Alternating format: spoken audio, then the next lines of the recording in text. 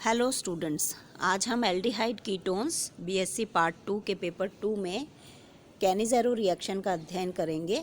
और कैनिज़ेरो रिएक्शन के बारे में जो स्पेसिफिक कैरेक्टरिस्टिक्स हैं उन्हें हम पहले समझ लेते हैं।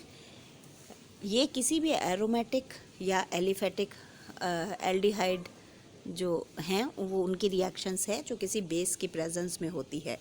जो स्पेशल बात है इसमें कि उसमें अल्फा हाइड्रोजन एब्सेंट होना चाहिए।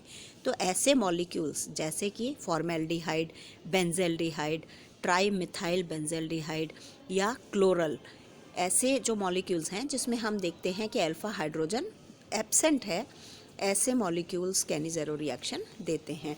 और इसमें साइमल्टेनियस दोनों मॉलिक्यूल्स, जो दो मॉलिक्यूल्स इसमें पार्टिसिपेट करते हैं, उसका ऑक्सीडेशन और रिडक्शन दोनों साइमल्टेनियस होता है। एग्जाम्पल हम देखते हैं, मान लीजिए दो मॉलिक्यूल्स फॉर्मेल्डिहाइड के अगर NaOH के साथ रिएक्शन करते हैं तो हमें सोडियम फॉर्मेट और मीथेनॉल के मॉलिक्यूल्स मिलते हैं।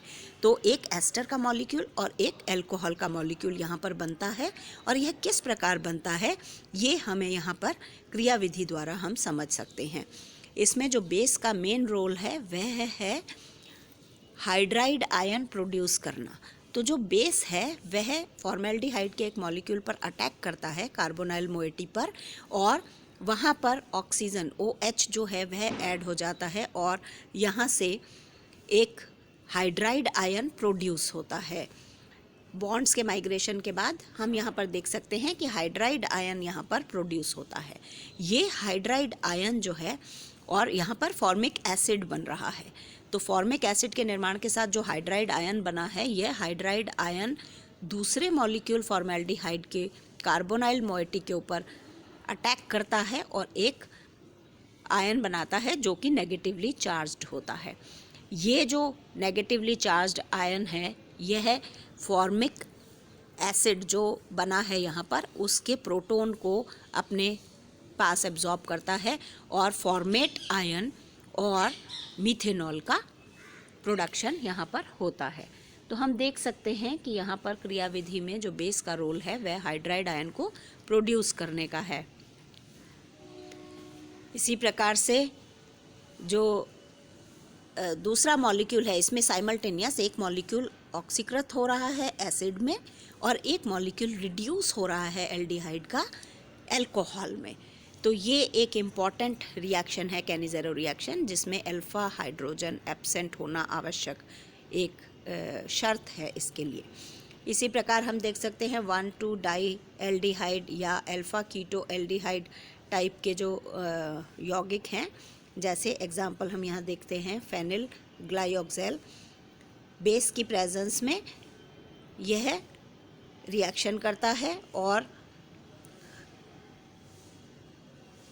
यहाँ पर हमको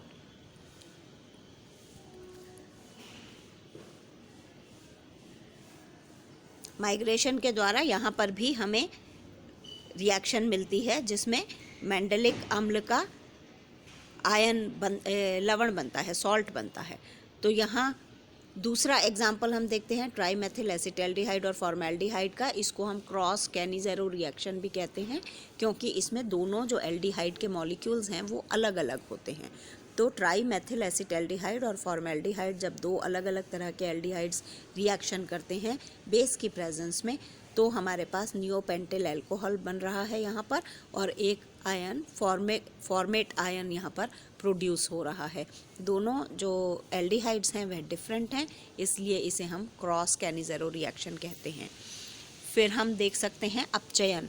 तो अपचयन यहाँ पर चार अलग अलग तरह के रिएजेंट्स के साथ एल्डिहाइड्स जो और कीटो ग्रुप जो कार्बोनाइल का है वह अलग अलग तरह से रिड्यूस होता है, और यह नेम रिएक्शंस कहलाती हैं।